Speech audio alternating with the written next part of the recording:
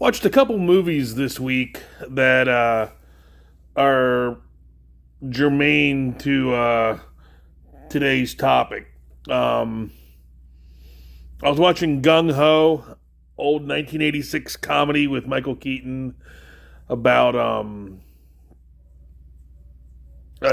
American auto plant that has been shut down, putting the whole town out of work, and Michael Keaton convinces a Japanese auto company to buy it and start manufacturing cars there. And I also watched Rocky 3. And the line from Gung Ho is where he's talking to his workers. He's like the labor boss. And he's saying, you don't want the truth. All you want to hear is how great we are. All you want to hear is about the American do or die spirit. Well, it's still alive, but they've got it. And we better get it back quick. And then the other line, obviously, is from Rocky 3, the Eye of the Tiger, the song. There's the scene where Apollo takes Rocky to the gym, and he's like, look at all these guys, Rocky. Look in their eye. They're hungry for it. You had that hunger when you and I first met, but it went away. And the reason I bring both those lines up is because there was a time, it seems a million years ago now, where American comic book companies were hungry. They had the eye of the tiger. They were out there doing, to steal an analogy from Ethan, doing everything they can do to sell you a hot dog. They had, clubs. They had, Friends of Old Marvel, the Merry Marvel Marching Society. They gave out no prizes. They put out tabloids, really big comic books, digests, really small comic books. They did everything they could do to catch the eye of America's youth. And something happened in 2016. I always call 2016 a perfect storm because there were a lot of elements that brought us where we are.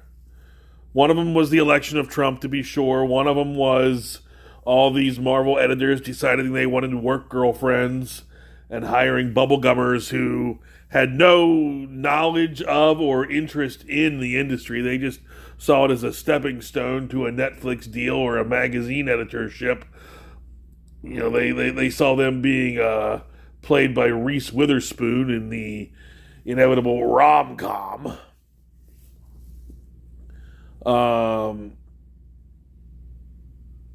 But another thing that, or another element that happened as part of the perfect storm, and ESG funding becoming available, that was another thing, and the big corporations starting to use comic book company as essentially lost leaders and ways to show off their street cred for ESG purposes. All these things happen at once, but I think the biggest thing was this mood kind of settled in where they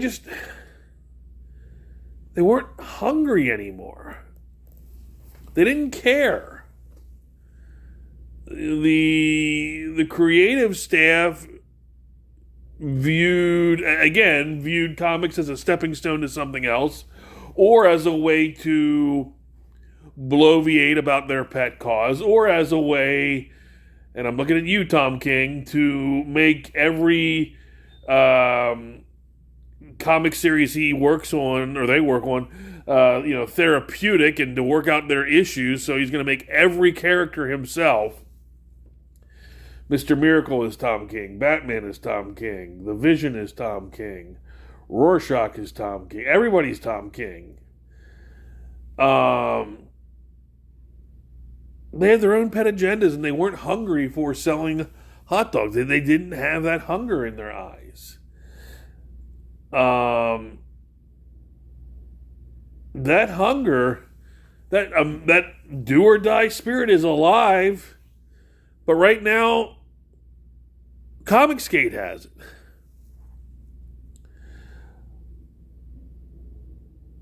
But there's a company out there right now. I don't know, Comicsgate or Comicsgate adjacent or Comicsgate friendly or what. There's a company out there right now that has that spirit. There's a company out there right now. We do a lot of talking about this guy's the next Stan Lee, that guy's the next Stan Lee. This guy has a claim on being the next Stan Lee, and I'm talking about Pete Samiti and Alterna. Alterna is the company in 2023 that Marvel and DC were in the 70s. Alterna is doing everything they can to sell you a hot dog. They have great books. They have great books for everybody. The common phrase we hear is comics are for everybody. Well, at Alterna Comics, they sure as hell are. There are great, grisly, ghastly stories. I'm thinking of like The Chair and what was it called? The Trespasser? My mind's getting a little blank on that. There are some rollicking superhero stories, and I'm talking about T-Bird and Throttle, which is in my top 5 of anything I've read in the last 5 years. T-Bird and Throttle is fan-friggin-tastic. There are kid books. My grandchildren love, was it Mr. Bones and Baron Rat? There are anthology books.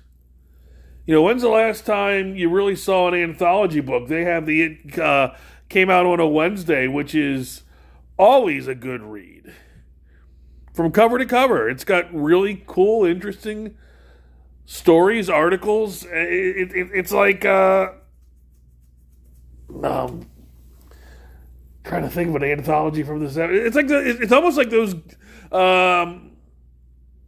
ghost anthologies. DC used to have 1 million of them. And Pete is out there every day, crowdfunding the next batch of comics, putting in cool swag stuff like beanies and tote bags and patches and just collectible stuff. Comic holders. It's fun to be an Alterna fan. I became an Alterna fan in the best possible way. I became an Alterna fan in the summer of 2021. I'd heard of it. I've heard that this is a company. The first thing I heard about Alterna is they were devoted to keeping the price down. Comics these days, $6.99, $7.99. It's ridiculous. That they were dedicated to keeping the cost down. So they printed on newsprint. But I didn't know much about the titles. I just knew it was an independent company out there.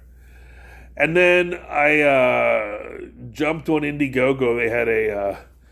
They had a batch of comics that was being crowdfunded, and one of the perks was, I want to say, for like $200, you could get everything in the Alterna catalog. And I was like, well, this should be a good way to get a crash course on Alterna. And, some titles I'm sure I'll like more than others, and some titles I'll stay with, and some titles I won't. I ended up getting 2 boxes that were so big they were almost like cubes. And I when I opened them up, I had 2 stacks of comics that were easily 12 inches deep per pile. And that was my summer of 2021. Summer of 2021 was spent reading Alterna comics, and it was a great friggin' summer. And again, as expected, there were some titles I stayed with, some titles I didn't. But every 3 months, I'm looking on Indiegogo for that next batch, or on the Alterna website.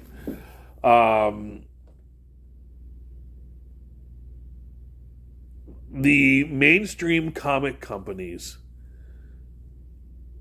are sedated.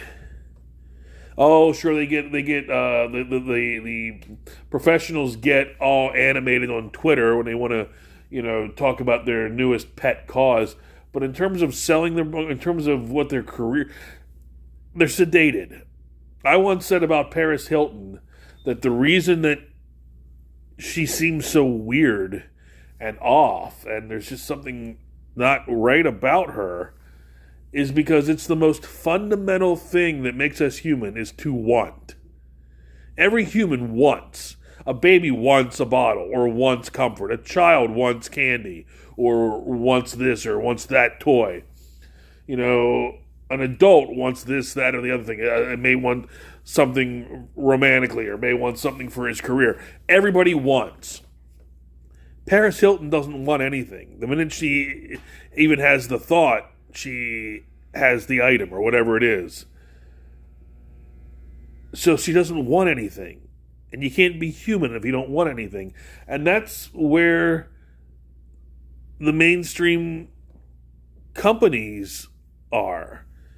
They're dead inside. They don't want your business. They're kind of embarrassed by your business. But Alterna isn't. Alterna, every day they're hustling.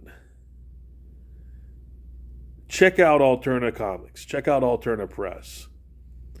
Because, as I say, the do or die, sell you a hot dog spirit is alive. But they got it.